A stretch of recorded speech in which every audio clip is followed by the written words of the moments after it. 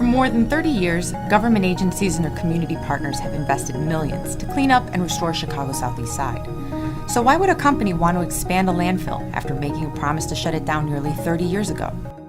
In 1984, the city of Chicago enacted a ban on landfills. Once existing landfills reached their capacity, they would close. The rule struck a balance. Waste haulers would achieve a return on their investment, and residents received a promise that one day they would no longer have to live next to an operating landfill. But as closing day approached, one of the landfill owners changed its mind. If the city of Chicago wouldn't let them operate, they would simply move the borders of the city and declare the landfill part of the neighboring village of Dolton. A successful lawsuit would mean the landfill would be magically relocated without having to move an inch. So what do? You organize. By connecting community partners with lawmakers, state legislation was drafted to stop landfills from expanding anywhere in Cook County, period. But lawmaking ain't easy. The plan would have to pass a Senate committee, the full Senate, a House committee, the full House, and be signed into law by the governor. And it had to happen in 3 weeks. Did we mention an industry trade association and 13 lobbying firms fought the proposal at every step?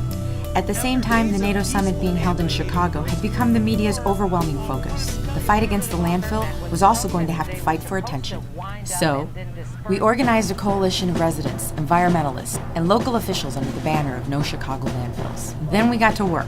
Town hall meetings, news conferences, trips to the state capitol, door knocking, thousands of signs, NoChicagoLandfills.com to inform activists, thousands of phone calls, fact sheets to tell the truth, social media to connect the entire network to lawmakers. The coalition urged the Chicago City Council to pass a resolution supporting the state bill.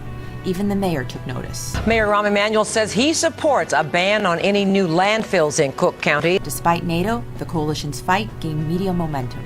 With just days of the legislative session left, lawmakers knew they couldn't ignore the issue. The result? Victory in the General Assembly. But the job was not done, because the governor still had to sign the bill. So we activated more than 5,000 calls to his office. We also had work to do in Dolton.